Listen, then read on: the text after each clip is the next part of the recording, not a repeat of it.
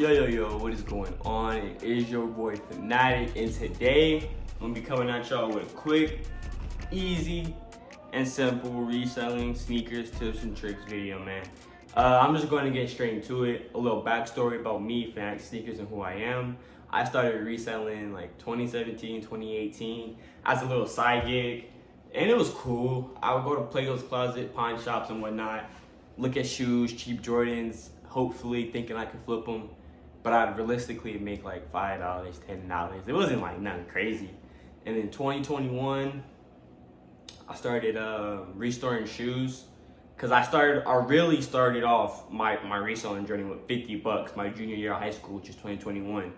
And I started restoring shoes, and then from there I gradually progressed into reselling.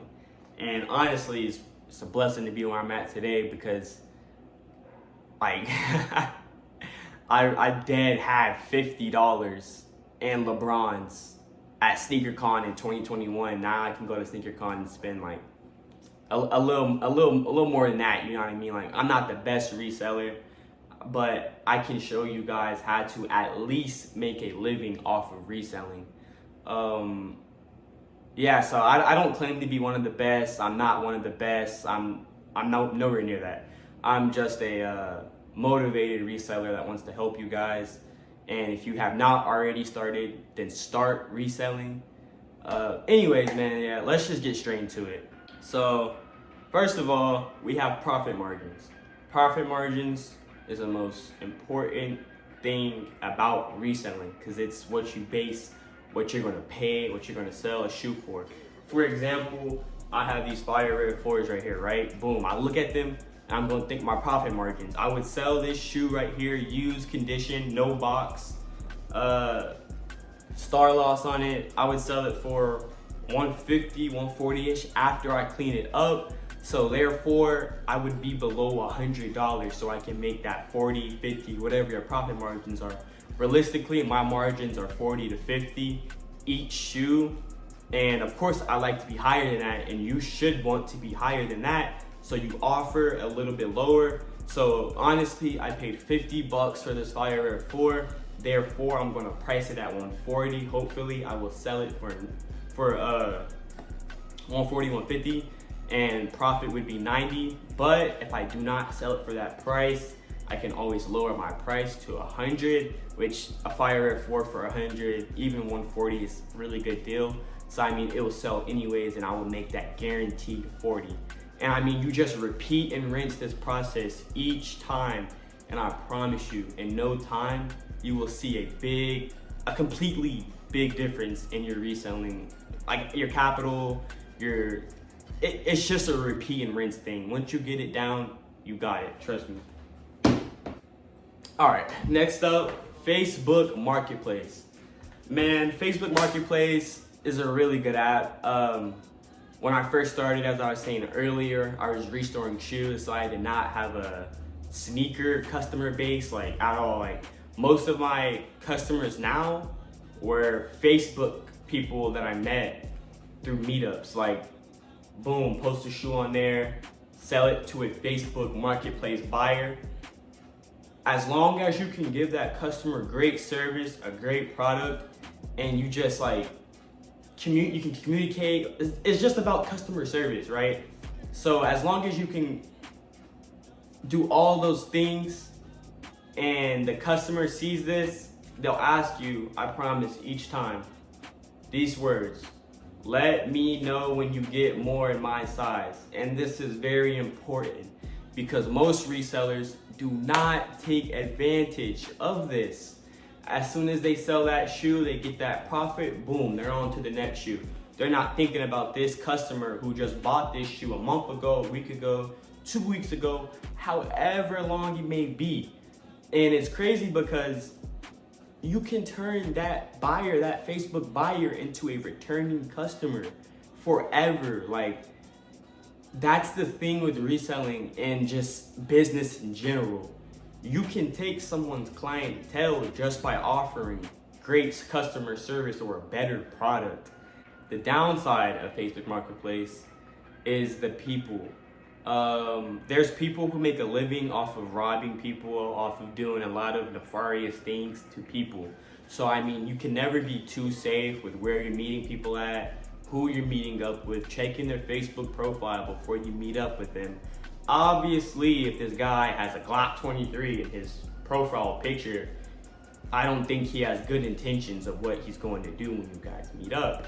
Therefore, avoid the meetup, don't text the guy back. I mean, I'm not saying lose the sale or lose the deal, but you gotta think sometimes, and if your gut's telling you not to do something, just don't do it, right? So the third tip I have for you guys is standing up for yourself. Man, I see so many younger, and this goes for like the younger resellers. I won't say the older guys, because I mean like people really don't do that to them. I mean the younger resellers, right? So you'll have this guy or girl, whoever the reseller may be, whoever the customer, you know what I mean, whoever it may be, and they'll be negotiating a deal or whatnot, and the other person, the seller to this younger reseller, will, I won't say force him to buy it, but mislead him. And it's crazy because a lot of resellers do this. They will finesse new and upcoming resellers like, oh yeah, this shoe will sell for this. And you're believing this guy because you think he's trying to be cool with you and help your business, but he's just trying to get rid of these dirty old bricks he got. And it happened to me so many times. Like, so that's what I'm saying. You gotta study, you gotta know what you're talking about, man, because people will get over on you. And again, that's with anything, that's with life in general. People will get over on you, like, just period, point blank.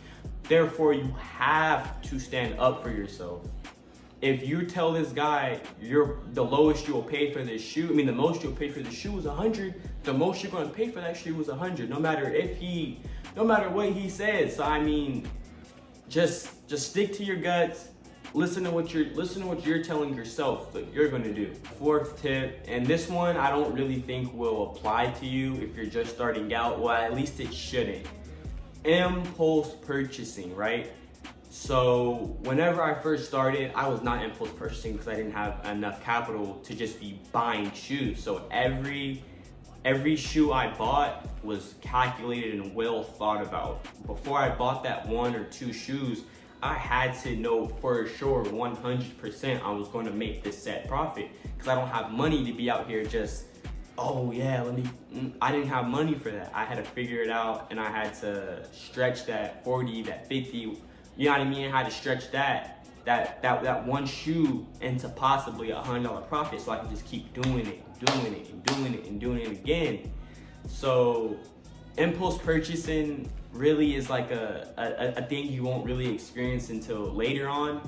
And I kind of experienced it a month ago or so, like just a little bit recently, where just because I want this shoe because it looks nice or just whatever, like I might have a nice feed post with it, so I will overpay on this shoe, and ultimately it will just be sitting because I paid too high for this shoe, and no one really wants to buy it because either they can't make profit on it, or I just can't sell the shoe to my customer base. So I mean, yeah, impulse purchasing is a no-no. You don't want to do that because ultimately you're just gonna be losing money. Tip number 5, I don't really say this is a tip, I just say this is like a discussion more so. Used pairs versus new pairs. All right. I have this conversation with almost every new reseller that I meet because it's an interesting topic, right?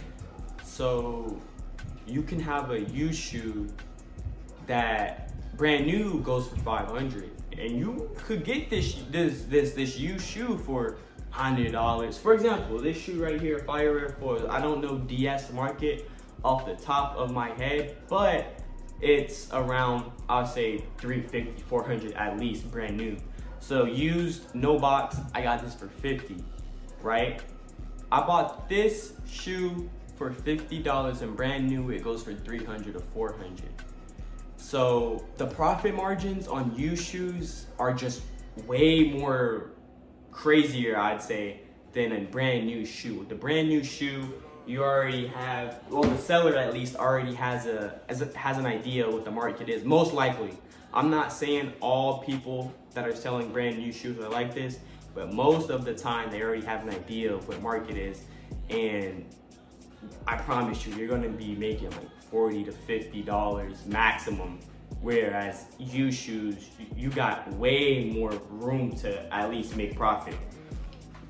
But I'd say used shoes is better off when you're first starting out because you can get more of them. So if I can buy this shattered backboard or this wheat bread for $30 and $30 instead of buying the Fire Red 4 for, let's just say, $60.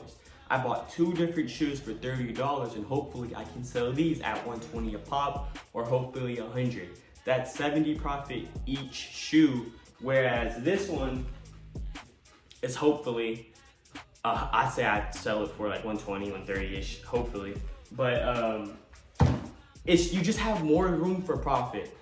And I don't know if I explained that well, hopefully I did. But if not, comment down below. If you have any questions, just comment down below and I can DM you or just explain to you more. Let's just move to the next topic though. All right, you guys, the next tip I have for you guys is cleaning your shoes. Me personally, I feel like this is a very important one simply because this adds to customer service and I feel like this isn't something you should do. No matter what, you should clean your shoe before you sell it to your client. That's just, I wouldn't say common sense, but who wants to buy a dirty shoe? But as you guys can see, the shoe is used, pretty beat up. The laces are knotted and whatnot. So I promise they will be unknotted and they will be clean. All right, y'all, it's gonna conclude the tips and tricks video. I appreciate everybody who watched or shared the video, liked, commented, whatever. If you guys have any questions, comment them down below. Our Instagram handle is @FanaticSneakers on Instagram. Please go follow and DM us. We want to do business with all of you guys. See y'all later.